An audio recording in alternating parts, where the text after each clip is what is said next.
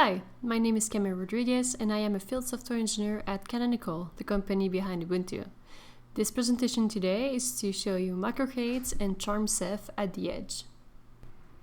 Deploying cloud computing infrastructure at a large number of sites, close to users and the data sources, can be a real challenge. Resources are limited and remote. You need to figure out how to do remote upgrades, security patching, and how will the architecture be laid out with a minimal number of machines.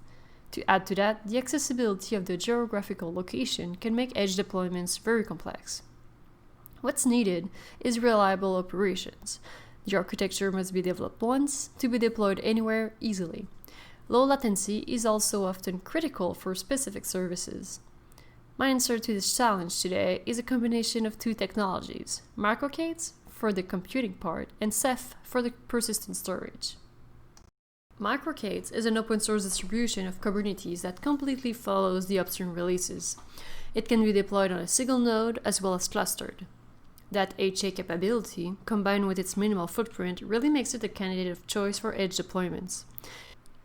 Then, to provide persistent storage to our Kubernetes deployment, Charmed Ceph will be deployed.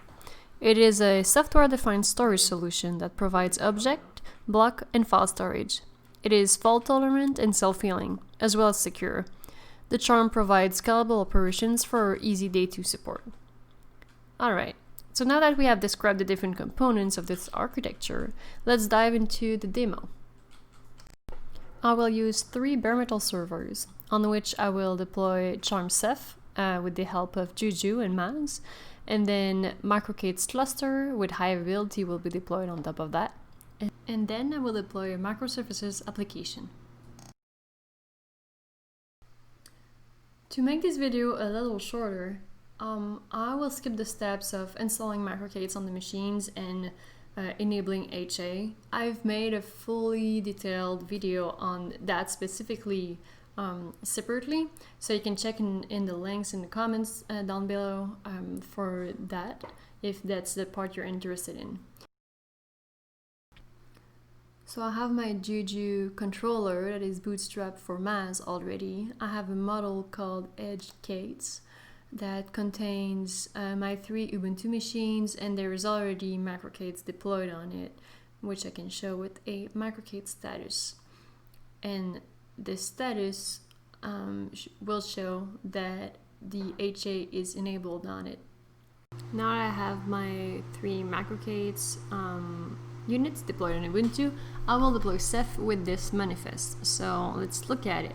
It has the definition of my Ceph OSDs, with which OSD device I want to use on each machine, and the Ceph monitors that will be deployed in LXD containers on the same machines.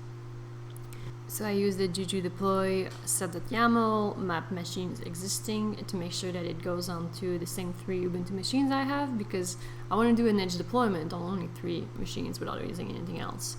And with Juju status, I can now look at the progress of my deployment. And as you can see, using the Charmed version of Ceph makes it super easy to deploy, because Juju is taking care of installing all the software, and it makes it super easy for day 2 operations. So I've deployed Charmed Ceph on my bare metal machines, on my servers, but I did not provide a way for Kubernetes to be able to talk to Ceph. To be able to do that, I'm going to use Ceph CSI, which is a container storage interface driver, and this will let me use RBD, CephFS inside of Kubernetes. And so to be able to deploy that, I'm going to use a few manifests that are in this folder here. So I'm going to copy these files locally and edit them to make sure that my cluster ID and other node information is correct. So one of the first thing I need to edit in the files from that Ceph CSI project is the key of my client, my Ceph client. So I'm retrieving this file from the Ceph monitor and editing it in the manifest that I copied for Ceph secret. I fetched all the files from that website with wget, and here they are.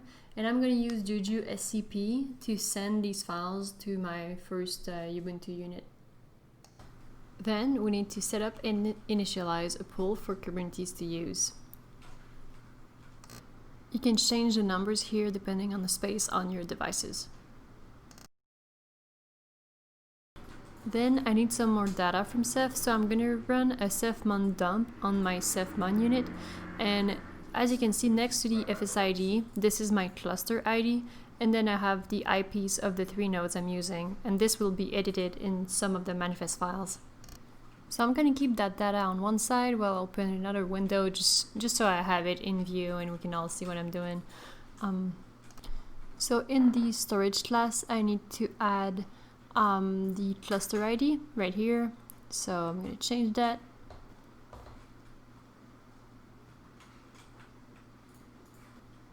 And then in Ceph CSI config map, I need to make sure I have the right cluster ID and the right IPs for the 3 monitors that I'm using. So I just need to SSH into one of the MicroK8s machines, because since they're in HA, I can run my commands on any of the 3 machines and the control plane is replicated on all 3. So to connect MicroK8s to Ceph, I'm going to need to apply all these files that I sent over. First manifest that I will apply is a Ceph secret. Oh, and while I apply these manifests, I'm going to open a window on the side to see the MicroK8 status and see if pods are getting created. We're going to be able to watch that on the right side of the screen. Now let's apply the other ones. So I need to apply the storage class. I need RBAC rules for the CSI node plugin and the provisioner, and to deploy the provisioner and plugin themselves. Now that I have deployed all the components of the CSI plugin, I can try to create a PVC, persistent volume claim, and see if it is bound to my Ceph cluster. As you can see, it is pending, and that is because all my containers for the CSI plugin are currently creating. Now that all the pods are running, we can check again the status of the PVC. So the status changed, the PVC is bound and we have a volume associated to it. So this PVC shows that the implementation of Charmed Ceph with Kubernetes is now successful. Finally, to use that cluster and deploy an actual application on top of it, I'm going to use the microservices demo from the Google Cloud platform. This deploys a simple online boutique web page that includes actually 10 microservices. So back in the console, I want to clone the project and create a namespace for that application that I'm going to call Boutique. Then that application actually need DNS to be enabled inside the cluster, and that's done by deploying core DNS.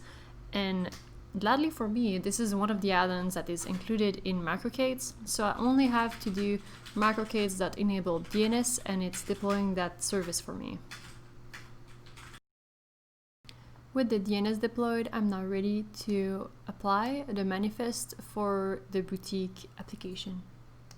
On the right side, we can track the creation of all the pods.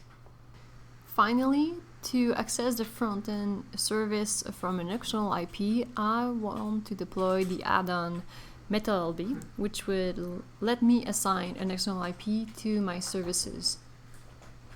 I need to select the range of IP that is available in my network. Finally, if I look at the services, I can see that my front-end external service has now an external IP. If I go to that IP in my browser, I have the online boutique deployed and the site is functional. I can click on items, add to cart, check out, and all the services are functional and working really well. To conclude, when looking at solutions for the edge, you should definitely consider MicroK8s, as it is a production-grade Kubernetes that you can deploy on a very minimal number of nodes. Combined with Charmed Ceph, which provides you persistent storage, you get a really simple, reliable, and optimized solution for your edge deployments. Thank you for watching, and if you have any questions, please leave a comment below. Have a great day.